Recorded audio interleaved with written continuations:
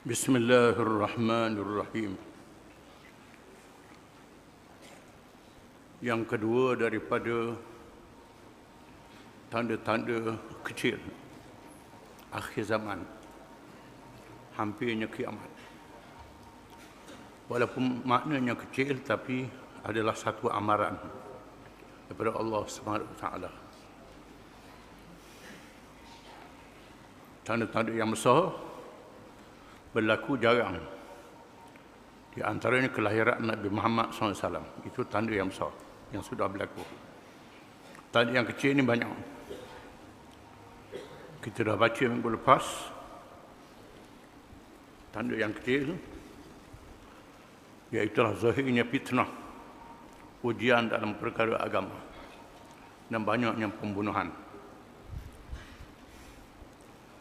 Yang kedua, tersebarnya kemungkaran dan maksiat. Dengan luasnya akan banyak perkara mungkar yang bercanggah dengan agama dan banyak maksiat disebut secara umum. Berhubung dengan perkara ini, Rasulullah SAW telah bersabda, "Inna min asratis sa'ati an yurfa'al ilmu wa yazharal jahlu wa yafshuwa zina wa tushrabal khamru wa yakthura nisa wa yaqilla rijal hatta yakuna li 50 imra'atan qaymun wahid." Akhrajahu Al-Bukhari wa Muslim wa Tirmizi. Artinya, sesungguhnya di antara tanda-tanda hampirnya kiamat itu ialah diangkatkan ilmu, zahirnya kejahilan dalam hal agama dan hukum hakamnya, tersebarnya zina, meminum arak dengan meluasnya, banyaknya perempuan, sedikitnya lelaki, sehingga 50 perempuan dijaga oleh seorang lelaki. Yang pertama, diangkatkan ilmu. Sama ada dengan matinya para ulama, seorang demi seorang. Kurangnya orang belajar agama. Belajar agama dianggap main-main. Zaman dahulu, belajar agama diutamakan. Belajar lain adalah sampingan. Hari ini, belajar agama sampingan. Belajar lain diutamakan. Bila tak berjaya belajar lain, barulah belajar agama. Ini sudah berlaku. Tanda-tanda akhir zaman. Padahal perkara agama adalah fardu ain atas tiap-tiap seorang. Sama ada dia ulama, dia pemimpin, dia profesional, wajib kena tahu agama, fardu ain. Tapi tak, belajar agama ni belakang sekali. Ini berlaku akhir zaman. Yang kedua, tersebarnya kejahilan. Bila kurang belajar agama, berlakunya jahil dalam perkara agama. Tetapi bercakap agama juga. Tahu sikit-sikit agama, bercakap banyak bab agama. Termasuklah yang beri fatwa pun, hak dia tak tahu beri fatwa juga. Berlaku ini. Lambat nitah benda, hukum lalu. Ini tak tahu cara mendalam. Termasuklah mufti-mufti, ulama-ulama bukan bidang dia.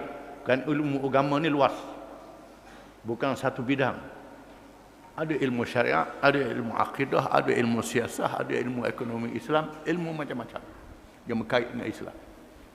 Dia tak tahu bab politik Islam, dia tahu bab hukum sembahyang, cakap bab politik Islam. Kuno. Tak tahu bab haji, cakap bab haji. Tak tahu bab ekonomi Islam, cakap bab ekonomi Islam. Orang ingat dia ngaji agama. Dia tak ngaji bab ni, punah rana. Ini. Orang nampak dia alim, jangan baca kemudian. Tersebarnya zina. Tersebarnya berzina, pelacuran. Anak di luar nikah. Tersebar dengan banyak. Meminum arak dengan meluasnya. Termasuklah dadah. candu, ganja, mabuk. Banyak orang mabuk. Banyaknya perempuan, sedikitnya lelaki. Sehingga 50 perempuan dijaga oleh seorang lelaki. Seorang lelaki 50 perempuan. Islam membenarkan kahwin 4 orang saja, paling banyak. Tapi sudah lama melebihi. Dengan sebab berlakunya peperangan. Berlakunya peperangan. Hari ini peperangan. Di Syria, di Iraq, di Yaman, di Afghanistan, di Libya, dan berlaku tempat-tempat lain. Menyebabkan orang lelaki banyak mati. Perempuan banyak. Kelahiran perempuan pula banyak. Akan berlaku begitu. Sehingga 50 perempuan, seorang lelaki. Dari Ali radhiyallahu anhu bahawa Nabi SAW telah bersabda, "Idza fa'alat ummati 15 khislah halla bihal bala." Faqila wa ma hunna ya Rasulullah? Qala idza kana al-maghnamu duwala wal amanatu maghnama waz zakatu maghrama wa ata'a ar-rajul zawjatahu wa aqqa ummah wa barra sadiqahu wa jafa abah wa rafa'atil aswatu fil masajid wa kana za'imul qaumi arzalahum wa ukrima ar-rajulu makhafata syarrih wa syuribatil khumur wa lubisal harir wa tukhdatil qayyinat wal ma'azif dengan zabsa wa la'ana akhir hadhihi al-ummah awwalaha فليرتقبوا عند ذلك ريحا حمراء أو خصبا أو مسخا أخرجه الترمذي. Artinya, apabila umatku melakukan 15 perkara, terbukalah kepadanya bala. Bila berlaku 15 perkara ni, kata Nabi, menandakan bencana akan menimpa umat aku. Saya tengoklah berlaku ke tak. Lalu ditanya, apakah dia ya Rasulullah? Apa dia 15 perkara itu? Sabda Rasulullah SAW, apabila harta negara tertentu kepada satu-satu golongan sahaja. Harta negara tertentu kepada puak-puak dia saja. Tak turun pada rakyat. Turun juga sikit sangat, brim dia. Beliung-beliung, jota-jota bagi sama-sama dia. Ini projek. Ini Nabi dah sebut akan berlaku. Apabila Islam mencapai kemenangan di zaman Sayyidina Umar bin Khattab radhiyallahu anhu, menyebabkan jatuhnya kerajaan Parsi dan Rom, jatuhnya Mesir, menyebabkan harta negara melimpah ruah. Lalu mereka pakai zahir ayat Quran. Ghanimah dibahagi 5, rampasan perang. 1/5 untuk kerajaan, 4/5 untuk bala tentera yang terlibat dengan peperangan. Tiba-tiba Sayyidina Umar telah berijtihad supaya harta yang melimpah ruah ni dibahagikan kepada rakyat. Maka berlakulah al-ata', pembahagian berakyat, bukan mereka yang terlibat pemimpin-pemimpin sahaja. Sayyidina Umar membaca ayat-ayat Quran, banyak ayat Quran, supaya harta negara jangan berpusing di kalangan tertentu. Wa ma afa Allah ala rasuli min ahli al-qura falillahi wal rasul dzil qurba wal yatama wal masakin wa ibn as-sabil kay la yakuna dulatan bainal aghniya'i minkum. Dan apa-apa harta yang Allah kurniakan, maka bagi Allah dan bagi Rasul ditunaikan hak Allah dan hak Rasul dan keluarga Rasul yang tak boleh zakat. Bagi orang miskin, bagi anak-anak yatim, bagi mereka yang putus belanja dalam perjalanan, kay la yakuna dulatan bainal aghniya'i minkum, supaya harta tidak berpusing di kalangan orang-orang yang tertentu sahaja. Ini ayat Quran. Sayyidina Umar berijtihad berpandukan pada ayat ini. Berdebat dengan para sahabat. Ayat Quran tak boleh baca ayat 8 bagi zakat saja. Khumus dalam masalah ghanimah faid saja. Naklah dibaca kesemuanya. Bila Islam sudah memerintah negara yang luas, maka harta negara dia agih-agihkan kepada rakyat. Bukan sahaja mereka yang bekerja kerajaan ada pension, termasuk rakyat yang tua yang tak bekerja ada pension. Ini zaman pemerintahan Islam. Petani pun ada pension, nelayan pun ada pension, semua rakyat ada pension yang tak boleh kerja. Bukan pegawai kerajaan je ada pension. Ini pemerintahan Islam. Ini kena faham. Oleh kerana duk baca kitab Pukul Nang sama. Pas Pukul Nang baca tu je. Tak baca bagaimana pemerintahan Islam. Islam ni semua. Ini. Di akhir zaman, Nabi kata akan berlaku harta negara tertentu kepada satu-satu golongan sahaja. Raja, menteri, presiden, pemimpin, di kalangan anak beranak dan keluarga dia saja. Sikit saja turun pada rakyat. Amanah dia anggap peluang untuk mendapat harta. Amanah dia anggap peluang untuk mendapat harta. Amanah yang paling besar ialah amanah memimpin dan memerintah negara. Ini amanah yang paling besar. Di akhir zaman, orang menganggap amanah ni peluang untuk dapat harta untuk aku dan anak beranak aku. Ini akan berlaku tanda-tanda akhir zaman. Dunia nak kiamat. Tengok ada tak? Ada. Pasal susuk lah. Ini berlaku Nabi sebut tak ada. Membayar zakat dianggap rugi. Mereka yang kaya menyembunyikan zakat. Mereka menyamakan zakat macam cukai juga. Zakat adalah ibadat harta. Dalam Islam ada ibadat jasad, ada ibadat ruh, ada ibadat harta. Zakat ibadat harta. Haji ibadat jasad, ruh dan harta. Semayang ibadat jasad, ruh dan harta. Kan beli pakaian, tutup aurat ada harta juga. Ini ibadat, termasuk dalam ibadat harta. Orang menganggap bayar zakat ni rugi. Orang lelaki taat kepada isterinya dan derhakakan ibunya. Ini, tengoklah ada ke tak? Taat kepada isteri lebih pada ibu, lebih pada mak. Kecuali kalau mak mengerjakan maksiat. Mak tak semayang, marah ke bini kita semayang, tak betul mak, itu lain. Bini kita tutup aurat molek dah, mak tak setuju juga, ni mak tak pakar, itu lain. Ini sama-sama baik, tapi lupa pada mak sendiri. Ini memuliakan kawan dan menjauhkan diri daripada bapanya kerana memandang hina, mengutamakan kawan lebih pada ayah sendiri. Ini ayah dia anggap gengang pada kawan. Ini akhir zaman. Dia angkat suara-suara sehingga bangga di dalam masjid. Bising dalam masjid. Cakap mengarut dalam masjid. Menderak pakar dalam masjid.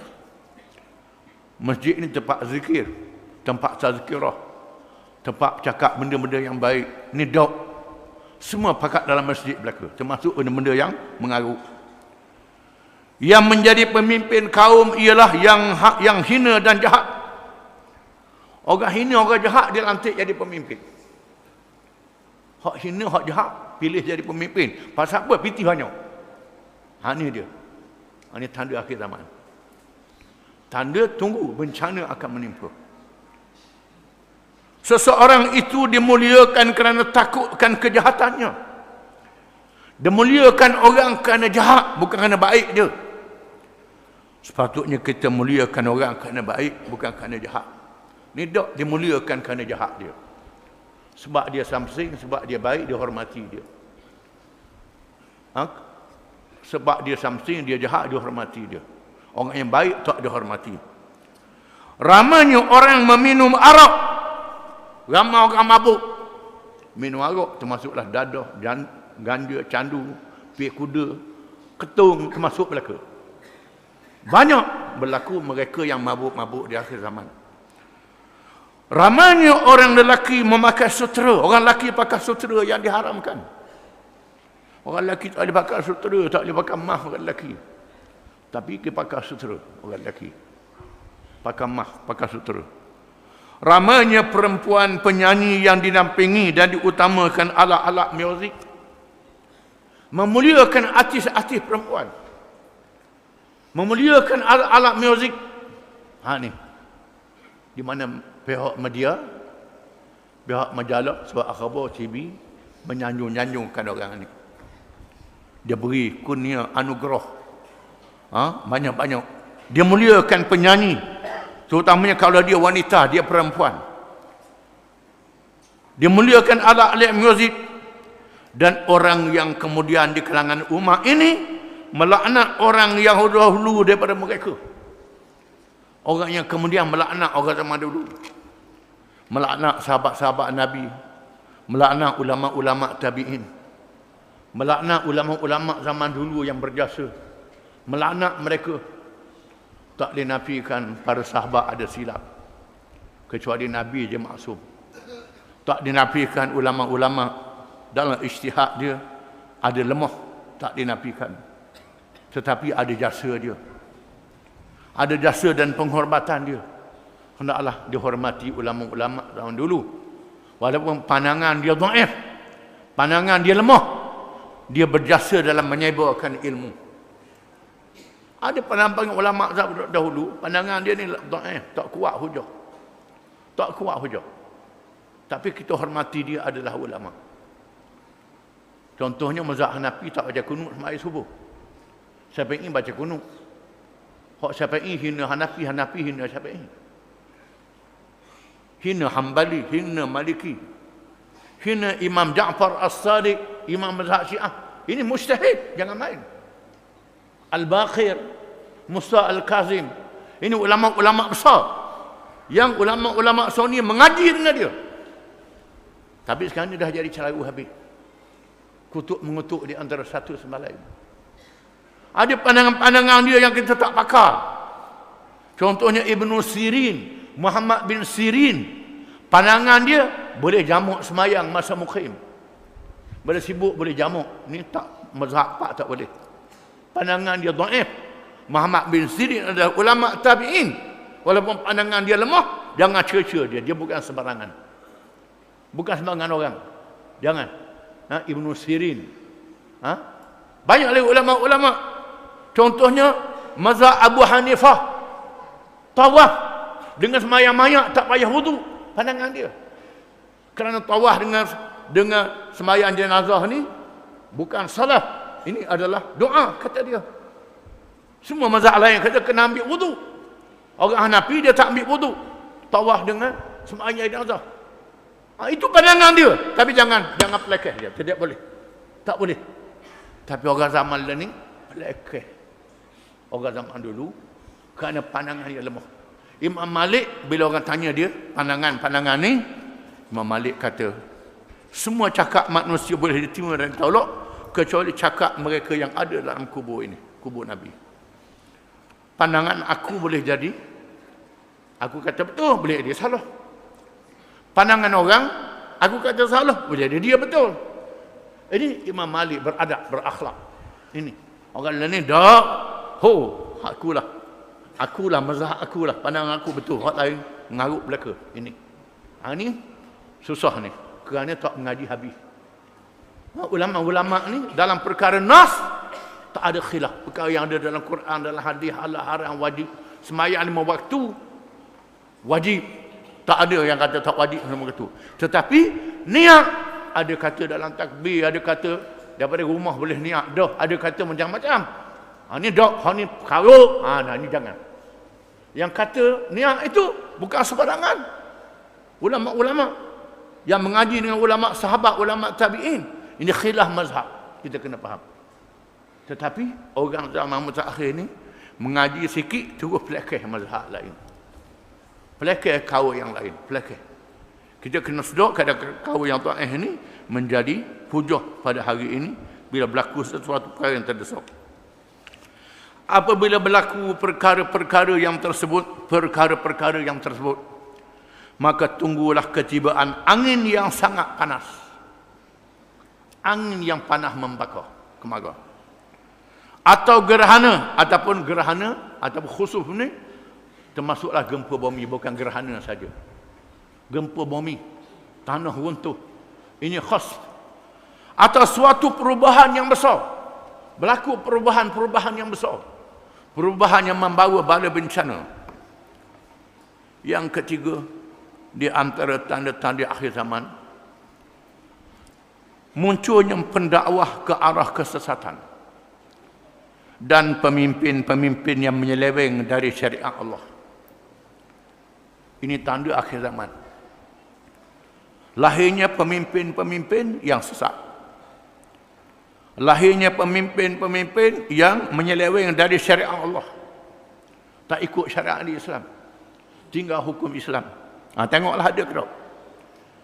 Di antara dalilnya ialah an Huzaifah bin al-Yamani radhiyallahu anhu qala kana an-nasu yas'aluna Rasulullah sallallahu alaihi wasallam anil khairi wa kuntu as'aluhu anil syarri makhafata an yudrikani faqultu ya Rasulullah inna kunna fi jahiliyatin wa syarrin faja'ana Allah bihadzal khair fahal ba'da hadzal khairi min syarr qala na'am qultu hal ba'da dhalika syarri min khair qala na'am wa fihi dakhanun qultu wa ma dakhanuhu qala qaumun yahduna bighairi hadi ta'rifu minhum ma tunkir qultu fahal ba'da dhalika al khairi min syarr qala na'am du'atun ala abwab jahannam man ajabahum ilaiha qadhafuhu fiha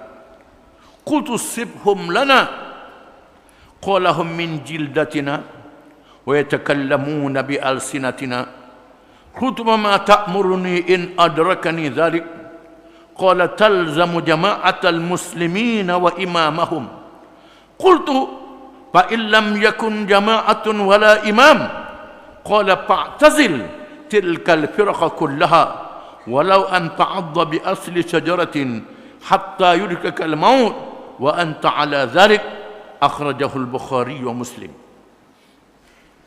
Artinya dari Huzaifah bin al-Yaman radhiyallahu anhu. Huzaifah ni ialah seorang sahabat yang dianggap penyimpan rahsia Nabi sallallahu alaihi wasallam. Seorang sahabat yang paling banyak meriwayatkan hadis-hadis tanda akhir zaman. Katanya, kata Huzaifah, adalah menjadi kelaziman orang ramai bertanyakan Rasulullah SAW tentang kebaikan. Dan aku pula bertanyakan tentang kejahatan. Kerana takutkan kejahatan itu mengenaiku. Kata Huzaifah. Biasanya orang tanya Nabi hal baik je. Tak tanya benda yang jahat. Aku lain pada orang lain.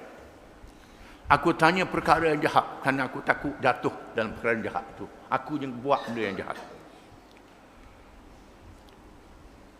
Lalu aku bertanyakan Rasulullah sallallahu alaihi wasallam, ya Rasulullah, sesungguhnya kami dahulu berada di dalam jahiliyah dan kejahatan.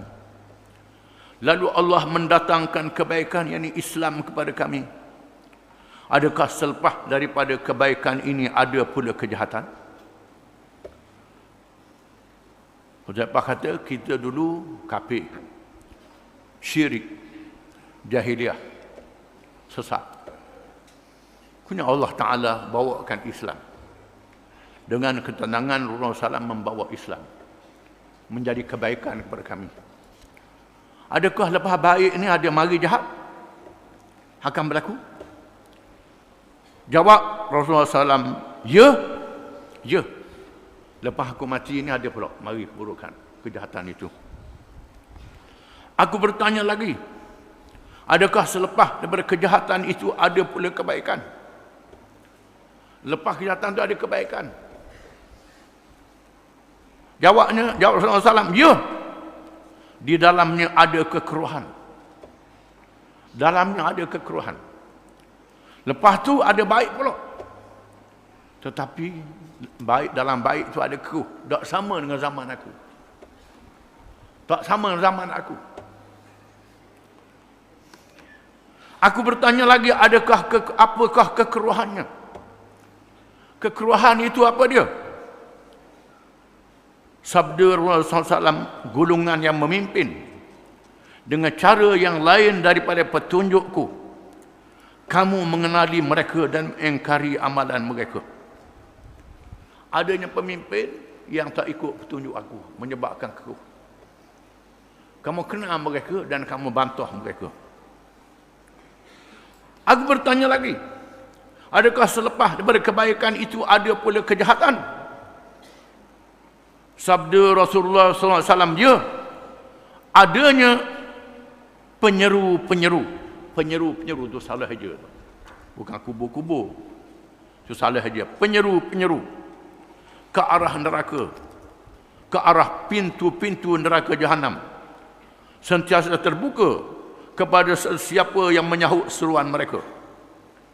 Mereka mencampurkannya ke dalam neraka Jahannam. Akan ada keburukan. Keburukan itu adanya orang-orang yang mengajak masuk pintu neraka. Barang siapa yang ikut sama dicampur dalam neraka. Aku berkata, sifat-kalah mereka itu kepada kami. Kami nak tahu bagaimana sifat orang yang mengajak ke neraka itu. Sabda Rasulullah SAW, mereka berkulit kita, yakni sebangsa dan mengaku seagama dengan kita. Dan bercakap dengan bahasa kita. Orang ni sama kita juga, mengaku Islam. Satu bangsa dengan kita, Arab, Melayu, Pakistan. Tapi heret orang masuk neraka. Aku berkata, apakah perintah Rasulullah kepada saya? Jika saya berkesempatan dengan yang demikian itu, kalau saya sempat dengan adanya penyeru neraka Jahannam, nak buat macam mana? Sabda Rasulullah SAW, kamu mestilah menyertai jamaah Islam, kumpulan Islam. Kamu kena ikut kumpulan Islam. Dan pemimpin mereka ikut pemimpin Islam. Aku berkata, kalau tidak ada jamaah dan tidak ada pemimpin, bagaimana pula?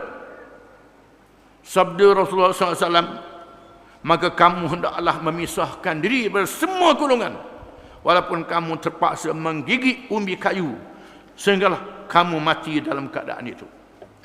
Ini hadisnya. Kalau tak ada kumpulan Islam, pemimpin tak ada, kamu jangan ikut. Jangan ikut. Kamu kena masuk hutang lah. Tengah padang pasir. Jangan ikut kumpulan bukan Islam. Walaupun kamu terpaksa kekeh makan akar kayu, umbi kayu. Nak naik atas pokok, tak mampu, kekeh umbi kayu. Gigit umbi kayu. Hadis ni menunjukkan berlakunya senario. Berlakunya perkembangan selepas wafatnya Nabi SAW. Bila Nabi wafat, lahir generasi para sahabat. Para sahabat generasi awal yang disebut oleh Nabi SAW, khairul quruni qarni thumma alladhina yalunah thumma alladhina yalunah. Sebaik-baik kurun ialah kurun aku, kemudian berikutnya. Bila Nabi wafat, munculnya khulafa Rasyidin, Abu Bakar, Umar, Uthman dan Ali radhiyallahu anhum. Ini zaman yang paling cemerlang kepada Islam. Timbulnya khulafa Rasyidin yang memberitahu dengan Islam. Abu Bakar, Umar, Uthman, Ali. Bila Ali mati, orang Madinah lantik Sayyidina Hasan. Orang Syria lantik Muawiyah. Menyebabkan adanya dua khalifah. Lalu Sayyidina Hasan meletakkan jawatan untuk menyatukan orang Islam. Mulalah berlaku kacau. Kekeruhan yang Nabi kata itu. Munculnya kerajaan Muawiyah. Muawiyah melantik anak dia Yazid yang tak layak jadi khalifah. Setengah ahli sejarah kata minum. Minum tu mabuk lah, bukan minum air sejuk. Ini menyebabkan berlakunya penentangan. Penentangan. Pemuda-pemuda sahabat masih ada. bangkit Sayyidina Husain menentang Amawiyah, dibunuh di Karbala. Bangkit Abdullah bin Zubair menentang, berpusat di Mekah, dibunuh di Mekah. Dibunuh. Sayyidina Husain menentang kerajaan Amawiyah, Yazid. Masuk Amawiyah dia tak menentang lagi. Bila Yazid, Sayyidina Husain bangkit menentang. Sayyidina Husain dibunuh di Karbala, mempertahankan Islam yang baik, yang adil. Mula-mula sanggup ikut Sayyidina Husain. Akhirnya tinggal sikit je. Sayyidina Husain tak menyerah kalah, dibunuh. Muncul Abdullah bin Zubair. Abdullah bin Zubair ni anak Zubair bin Awam, Asma bin Abu Bakar radhiyallahu anhum. Bangkit menentang kerajaan Yazid Amawiyah. Dikepung. Dia menentang sehingga peringkat awal memerintah Hijaz, Madinah, Mekah, Taif. Kemudian dikepung oleh bala tentera Yazid. Dikepung oleh bala tentera Hajjaj bin Yusuf As-Saqafi. Yazid mati, naik Muawiyah bin Yazid. Muawiyah bin Yazid naik jadi khalifah, menyampaikan ucapan dalam masjid mengatakan bahawa keluarga dia sudah mengarut. Keluarga dia sudah tak betul. Muawiyah bin Yazid dibunuh. Mati 20 hari saja jadi khalifah. Kemudian Marwan bin Al-Hakam, Abdul Malik Marwan. Maka Abdullah bin Zubair bangkit menentang pemerintahan yang dianggap sudah menyeleweng daripada Islam. Dia menentang habis-habisan sehingga siapa dia dikepung di Mekah. Dikepung di Mekah. Pengikut dia tak tahan. Bila lama lapar perut tak tahan. Lalu Abdullah bin Zubair berjumpa dengan ibu dia Asma binti Abu Bakar. Tanya mak dia, bagaimana ibu? Bagaimana ibu? Kita sudah dikepung sekarang. Kata Asma, kalau sekiranya pengikutmu sudah menyerah, mu menyerah juga, mu adalah orang yang hina, kata ibu dia. Kata ibu dia, Asma, perempuan tu, Asma binti Abu Bakar. Kemudian dia jumpa lagi dengan mak dia. Wahai ibu, bala tentera Yazid, bala tentera Abdul Hajjaj menjanjikan kepada saya perdamaian. Janji perdamaian. Kalau terima perdamaian ni, kita tak ada apa, bebas. Kata Asma, kalau mu nak dunia, mu terima perdamaian ini. Lama mana mu hidup dalam dunia? Mu hidup dalam dunia dalam mana? Mu hidup dalam dunia lama mana? Kalau mu pilih dunia, maka mu adalah orang yang hina, bukan orang yang mulia. Kemudian dia mari pula jumpa dengan mak dia Asma, wahai ibu, kalau saya lawan, saya akan dibunuh. Mayat saya akan dicincang. Kata Asma, wahai anakku, ya benar Zubair, wahai anak Zubair. Anak Zubair bin Awam. Zubair bin Awam ni sahabat Nabi. Ya benar Zubair, wahai anak Zubair, kata Asma, sesungguhnya kambing yang dilapah selepas sembelih tidak sakit. Kambing lepas orang sembelih dah lapah tak sakit dah, dia kata. Dia kata kat anak dia Abdullah bin Zubair. Imdi bila hayyabin wala raibin. Teruskan perjuanganmu walaupun tanpa ragu dan tanpa syak. Allah bin Zubair terus menentang bala tentera Hajjaj, menyebabkan dia mati dekat dengan Kaabah, dikepung di Mekah. Ini peristiwa yang Nabi sebut berlaku. Kemudian muncul Umar bin Abdul Aziz membetulkan keadaan. Berlaku kebaikan Umar bin Abdul Aziz. Lepas Umar bin Abdul Aziz, mari mengarut balik. Sehingga sampai zaman kerajaan Osmaniyah. Jatuhnya Osmaniyah, hilangnya pemerintahan Islam. Kok Nabi sebut. Adanya penyeru-penyeru ke arah neraka Jahanam. Islam sudah ditutup pintunya, yang dibukanya pintu neraka Jahanam. Jangan ikut Islam lagi. Tak tinggal syariat, tinggal pemerintahan Islam. Islam menjadi amalan di masjid saja, amalan di rumah saja, amalan di Mekah saja. Tak ada pemerintahan Islam. Barang siapa yang ikut. Huzaifah tanya, siapa penyeru neraka Jahannam itu? Nabi kata, hum min jillatina wa yatakallamuna bi alsinatina.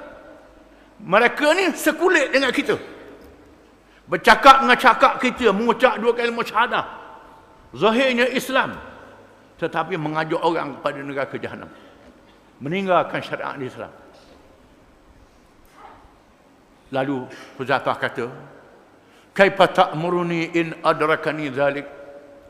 Apa Rasulullah suruh saya kalau saya bertemu dengan zaman ini? Nak buat macam mana? Talzamu jama'atal muslimin wa imamahum. Kamu kena ikut kumpulan Islam dan pemimpin mereka. Apa dia kumpulan Islam? Banyak sangat orang mengaku kumpulan Islam ini. Ini kumpulan Islam, ni kumpulan Islam, kumpulan Islam. Kumpulan Islam disebut dalam Quran. Dalam surah Al-Imran. Dalam surah Al-Ma'idah. Dalam surah An-Nur. Dalam surah Al-Hajj. Disebut dalam Quran. Ini kumpulan Islam. Dalam surah Al-Imran, firman Allah Ta'ala, wal takum minkum ummatun yad'una ila al-khair wa ya'muruna bil ma'ruf wa yanhauna 'anil munkar wa ulaika humul muflihun. Dan hendaklah ada daripada kamu, wahai orang-orang yang beriman, satu ummah, satu kumpulan. Kena ada satu kumpulan. Ummah dengan makna kumpulan. Kerana ummah ni ada beberapa ta'rif. Yang pertama, ummah manusia seluruhnya. Ini ummah dakwah. Yang kedua, ummah yang sudah masuk Islam. Ini ummah ijabah. Yang ketiga, ummah ittiba', ummah yang menyambung perjuangan Nabi. Ini ummah jamaah muslimin. Wal takum minkum ummatun, hendaklah ada daripada kamu satu ummah, ummah yang menyambung perjuangan Nabi. Apa sifat dia? Yad'una ilal khair, berdakwah kepada kebajikan. Wa ya'muruna bil ma'ruf, menyuruh perkara yang baik. Wa yanhauna 'anil munkar, mencegah kemungkaran. Wa ulaika humul muflihun, mereka itulah yang akan mendapat kemenangan dunia dan akhirat.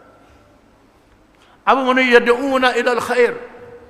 Al khair ialah Islam. Mengajak kepada Islam semuanya. Semua ajaran Islam yang ada dalam 30 juzuk Al-Quran, yang diamalkan oleh sunnah Nabi SAW, yang diterima oleh ulama secara ijma', qiyas, istihsan, masalih mursalah, siasah syar'iyah, maqasid syariah. Ini ialah hukum-hukum Islam yang kita kena faham. Siasah syariah, maqasid syariat tidak boleh mengatasi Quran dan sunnah. Ini kena faham. Sebab ada orang ni guna maqasid syariah, tolak Quran. Tu dah mengarut dah tu. Tak betul. Ini kena faham balik. Islam ialah al-khair, seluruh kebaikan yang ada dalam Quran, yang ada dalam hadis, yang dimupakatkan oleh para ulama, qiyas dan lain-lain ijtihad para ulama. Boleh pakar. Hak ulama dak kata jangan pakar.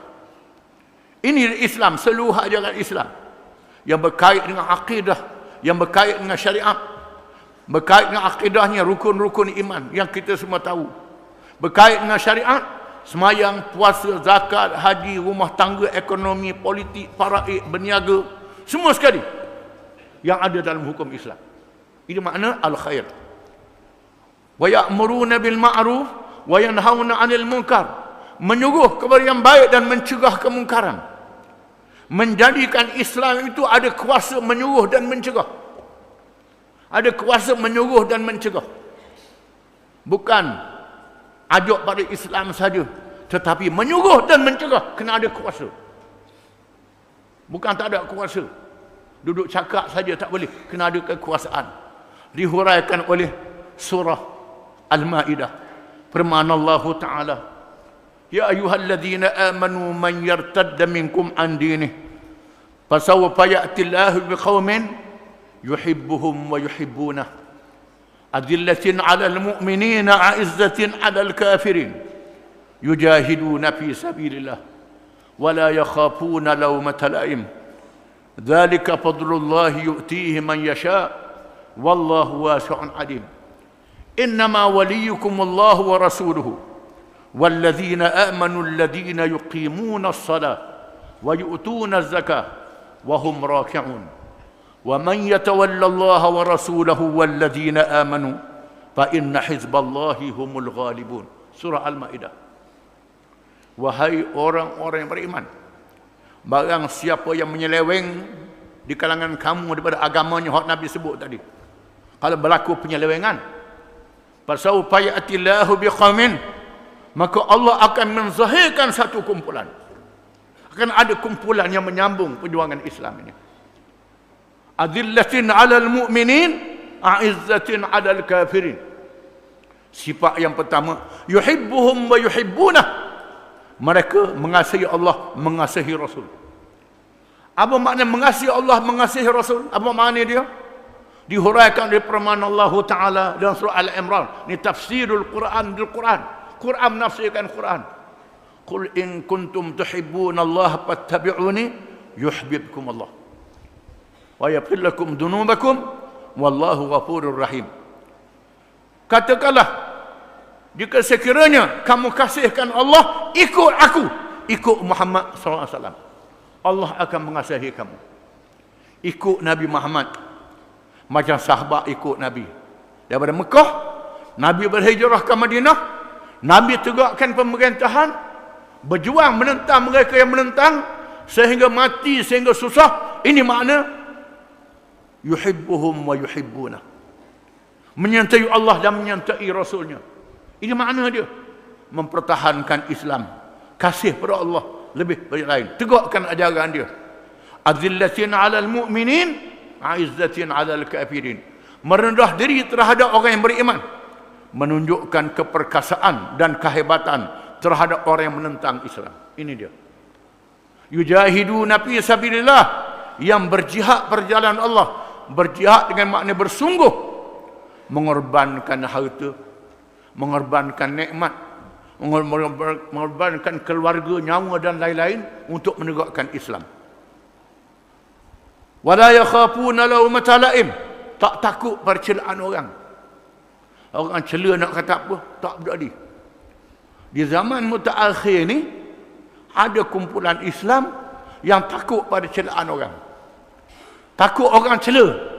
Tak boleh cakaplah bab-bab agama banyak sangat. Tak boleh cakap bab-bab pelaksanaan syariat ni. Cakap sikit sudahlah. Nanti yang mereka amarah. Nanti orang tak sokong kita. Orang tak sokong kita, Tuhan tak sokong, tak apa. Ini dia, ini dia, ini dia. Ini akan ada kumpulan Islam. Ini bukan tolak yang takut nak menyatakan Islam. Kalau sekiranya kebijaksanaan melaksanakan Islam, fiqh aulawiyat, utama ini, utama ni dulu, itu lain cerita. Ada matlamat untuk melaksanakan syariat. Ini tak ada matlamat dah. Daripada awal saya tak boleh dah Islam, tak boleh. Kena pakai separuh-separuh saja. Ini bukan. Dzalika fadlullah yu'tihi man yasha. Itu kelebihan yang Allah Taala beri pada siapa yang dia kehendaki. Ini tak boleh cakap, tak boleh temerang, tak boleh tunjuk act. Barang siapa yang tunjuk act, lari tengah jalan.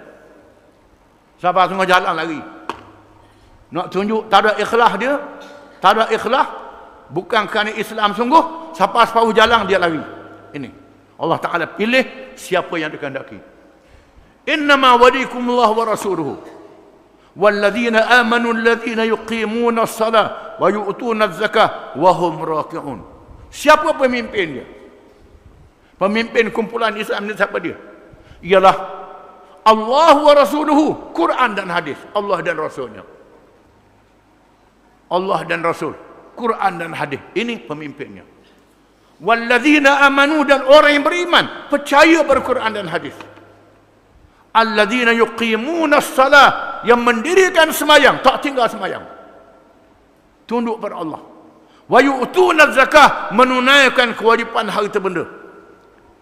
Kalau harta benda kelorek, bakhil, kedeku, nak sumbangkan harta kedeku, ini bukan sifat pemimpin. Wa hum raki'un, dan mereka tunduk pada Allah. Ini sifat kumpulan Islam. Wa man yatawallaha wa rasulahu walladzina amanu fa inna hizballahi humul ghalibun. Sesiapa yang berwalikan Allah, Rasulnya dan orang-orang yang beriman yang tersebut di atas, maka kumpulan Allah inilah parti jamaah Hizbullah, ialah parti menegakkan ajaran Allah. Jamaah menegakkan ajaran inilah yang akan mendapat kemenangan. Kalau tak dunia, di akhirat. Dunia dan akhirat. Kadang-kadang dua sekali. Kadang-kadang dunia tak menang, akhirat mesti menang. Ini surah Al-Maidah. Surah An-Nur, firman Allah Ta'ala, wa'adallahu alladhina amanu minkum wa amilus salihat la yastakhlifannahum fil ard kama istakhlafa alladhina min qablihim wa yumakkinanna lahum dinahum alladhi irtada lahum wa yubaddilannahum min ba'di khawfihim amna ya'budunani la yushrikuna bi syai'a wa man kafara ba'da dhalik fa ulaika humul fasiqun. Allah berjanji kepada orang-orang yang beriman dan mengerjakan amal yang saleh. Kumpulan Islam yang disebut dalam surah Ali Imran, surah Maidah. Allah berjanji, Allah akan jadikan mereka pemimpin yang memerintah bumi, memerintah negeri. Dan Allah jadikan Islam yang ditegakkan itu berkuasa. Tamkin waliyukminannahum dinahumul ladzi irtada lahum. Allah jadikan agama Islam itu berkuasa. Bukan dia berkuasa, Islam tak berkuasa. Ini tak betul. Islam itu berkuasa. Allah tukarkan bila Islam berkuasa daripada ketakutan kepada keamanan. Bila hukum qisas, hukum hudud, hukum ta'zir dilaksanakan, menyebabkan orang zalim, orang jahat takut.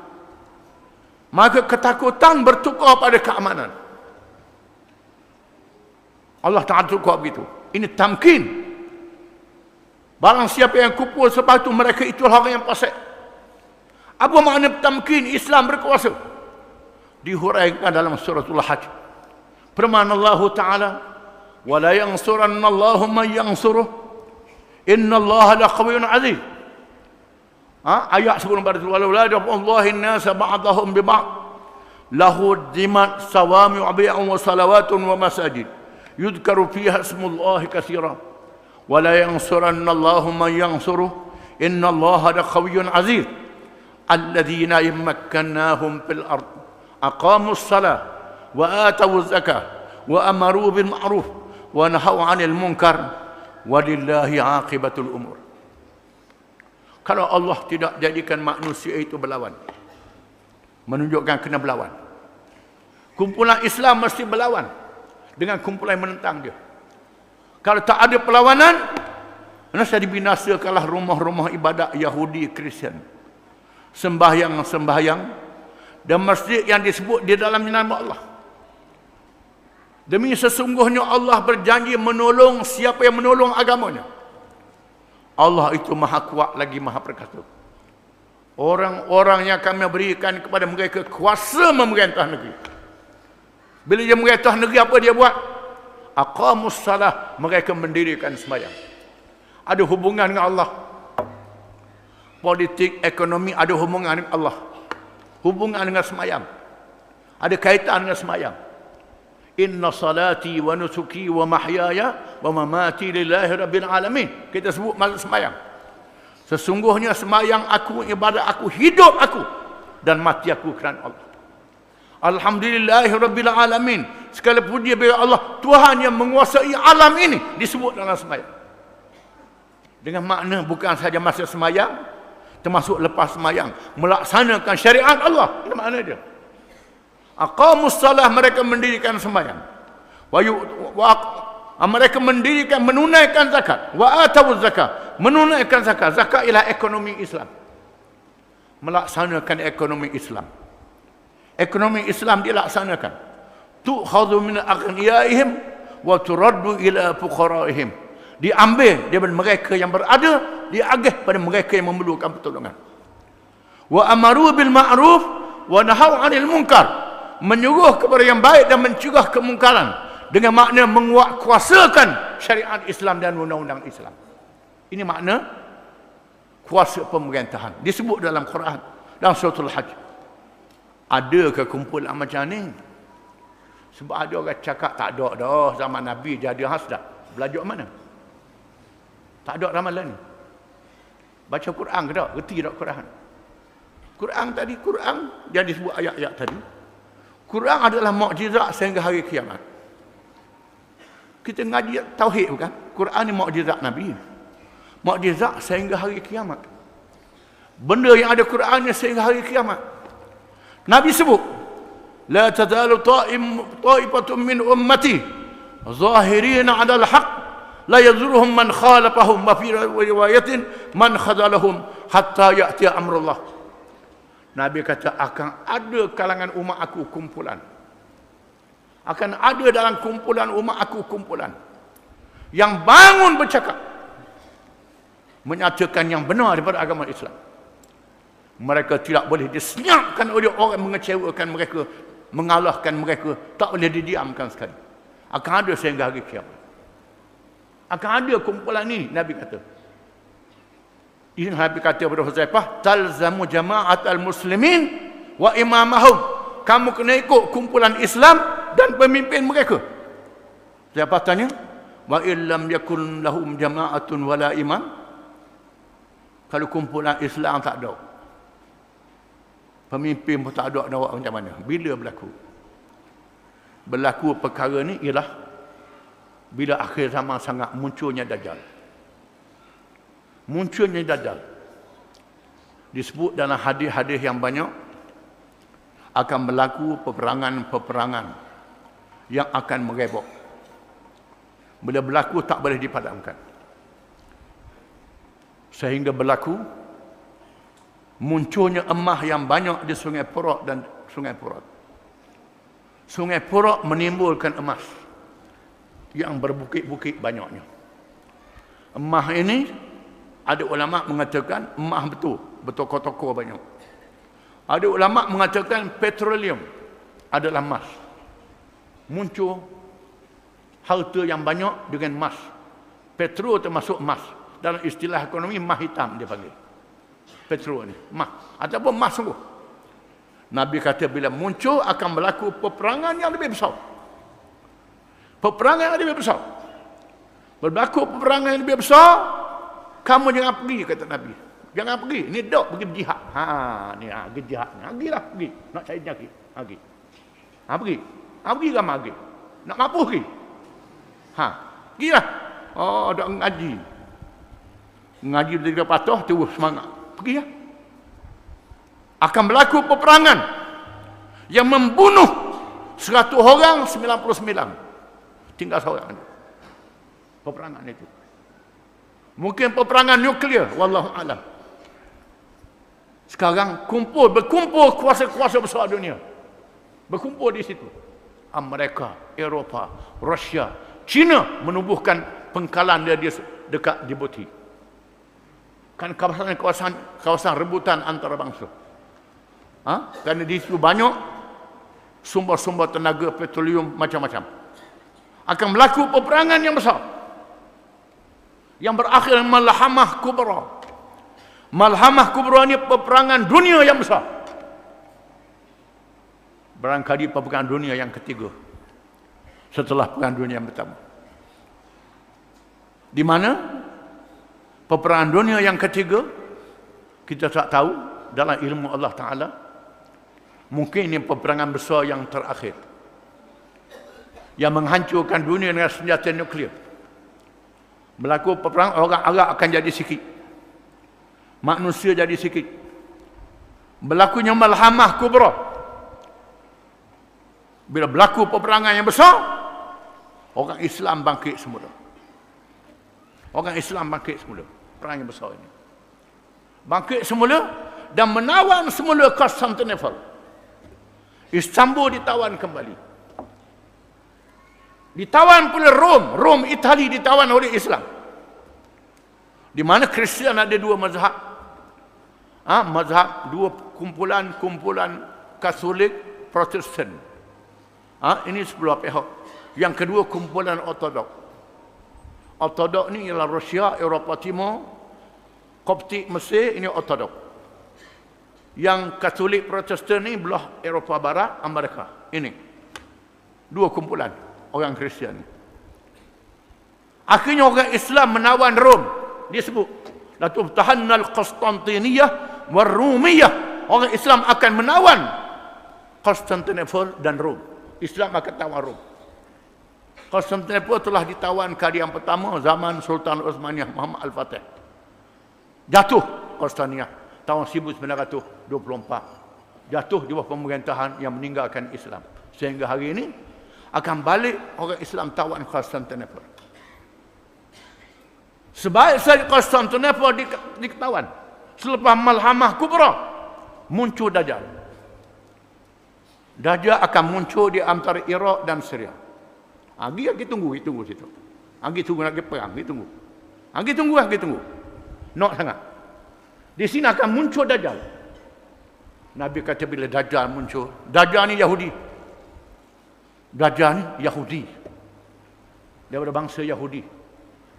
Dan di sana ada Zionis Freemason. Freemason ialah kumpulan Yahudi yang nak menakluk dunia. Nak mengembalikan semula kerajaan Nabi Sulaiman alaihi salam mengikut dakwaan mereka. Sudah tentu mereka mahu hancurkan kuasa besar lain. Mahu hancurkan Eropah, hancurkan Amerika, hancurkan Rusia, hancurkan Iran sebagai kuasa besar baru. Muncul Israel menjadi kuasa besar dunia. Dan di sana ada kalangan Zionis Kristian yang duduk di Amerika, di Eropah ramai, yang menunggu kelahiran Al-Masihud Dajjal yang akan memimpin dunia.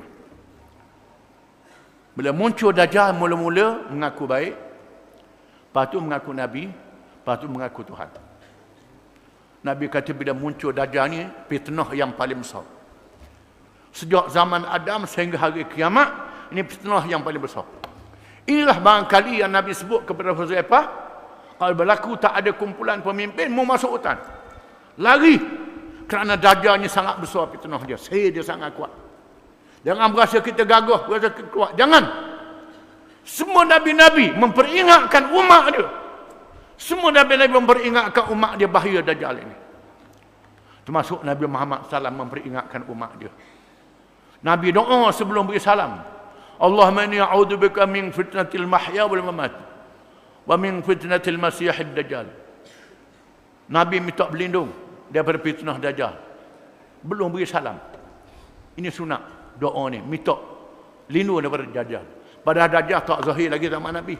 Tak muncul. Ada ulama mengatakan sudah muncul masa itu dan disembunyikan oleh Allah. Sembunyikan oleh Allah. Hadis-hadis yang banyak. Dajjal akan muncul memimpin Yahudi untuk menakluk dunia. Dia beri padanya kekuatan sihir. Boleh menurunkan hujan. Menghidupkan orang mati. Ayuh kita, mak kita, toki dia congek-congek balik. Dia sihir. Balik. Ni awang ni ikut ni, Tuhan ni. Ni bahaya. Masa itu makanan tidak ada. Minuman tidak ada. Kekeringan. Makanan orang yang beriman ialah awal suratul Kahfi 10 ayat. Satu riwayat kata 10 ayat akhir suratul Kahfi. Zikir, tahlil dan tasbih. Makanan orang beriman. Dia ada neraka, ada syurga. Kalau kamu terpaksa, biar dia sumak dalam neraka. Neraka itu syurga, kata Nabi. Neraka itu syurga. Syurga itu neraka, kata Nabi. Jaga. Fitnah yang sangat dahsyat.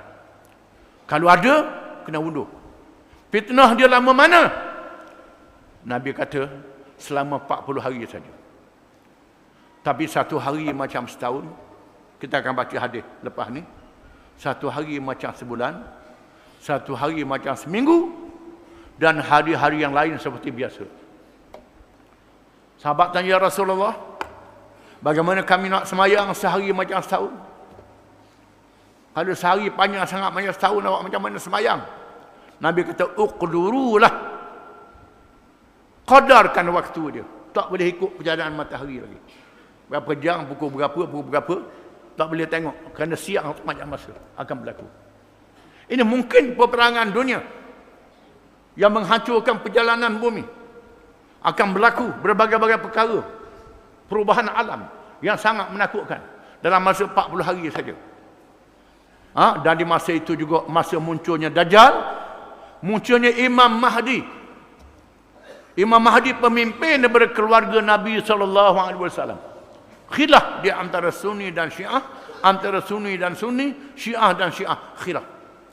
Tapi mereka bersepakat Mahdi itu akan zahir. Akan zahir sebagai seorang pemimpin yang memimpin umat Islam ketika Mekah berlaku dalam keadaan huru-hara. Bila raja mati, berperang sama sendiri anak-anak rajanya. Tak ada pemimpin di Mekah. Lalu Imam Mahdi Muhammad bin Abdullah datang daripada Madinah. Orang kenal dia, orang suruh jadi pemimpin. Dia lari. Bukan dikata saya lah Mahdi, tidak. Dia lari. Hak mengaku Imam Mahdi ni bodoh. Duduk atas sejid mengaku Imam Mahdi, otak kepala tak betul. Ni ramai mengaku. Dia Syria, di Yaman, di Kuala Lumpur, pada mengaku Imam Mahdi. Cokoh je tu. Ni ada kata nusuk di gunung Jawa, nusuk di gunung India. Orang India kata nusuk di India. Macam Mahdi ni. Mahdi yang sungguh akan muncul. Bila dia muncul dan orang bawa dia di antara makam Ibrahim dan Kaabah, hanya 313 orang saja yang bai'ah. Hanya 313 orang sahaja dari kalangan Sunni, kalangan Syiah.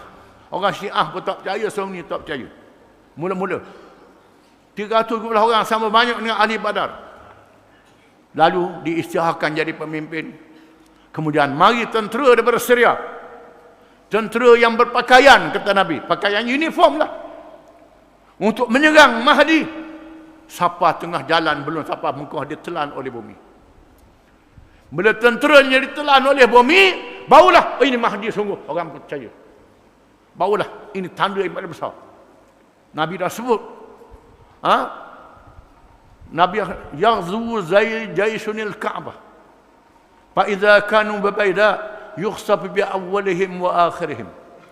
Akan datang pada tentera untuk menyerang Mekah. Imam Mahdi duduk di Mekah. Lalu ditelan oleh bumi. Dia telan di bumi, barulah orang kata Imam Mahdi sungguh. Maka Mahdi akan marah, berperang menentang musuh-musuh Islam, sehingga pergi ke masjid. Satu riwayat kata masjid Dimash, masjid yang menaranya putih. Imam Mahdi pergi di situ dan dikepung oleh badan tentera musuh dalam masjid. Dikepung. Ketika dia nak sembahyang subuh, turun Nabi Isa alaihissalam. Nabi Isa ni turun, disebut dalam hadis Sahih Bukhari. Kaifa antum idza nazala fikum ibnu Maryam wa imamukum minkum, kata Nabi.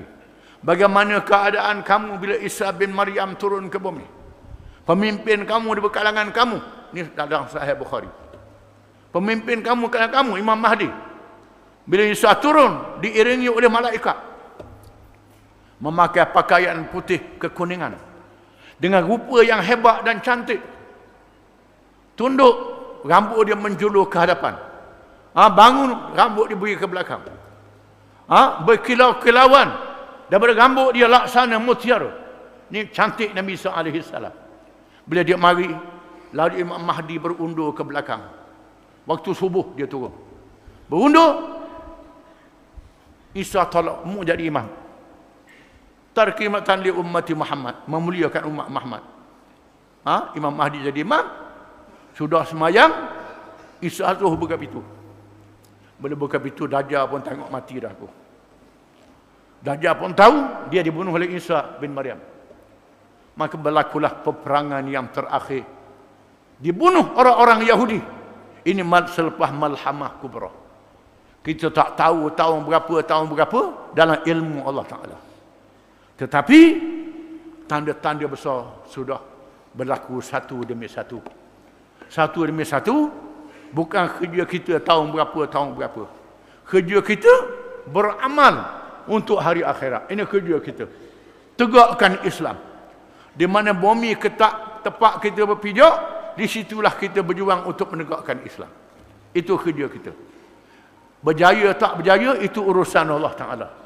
Ada orang tu kita tak boleh berjumpa anda, kena tunggu Imam Mahdi mari duk congok rumah. Tu tak betul, itu salah. Ini tak betul. Ini tak betul. Ada juga jenis lagu tu. Tak apa jalan dah. Tak mau pahala ke? Kita kena faham, menegakkan Islam ni dapat pahala. Menang kalah jangan peduli. Akhirat mesti menang. Wallahu a'lam. Kita baca satu je ni, padang je.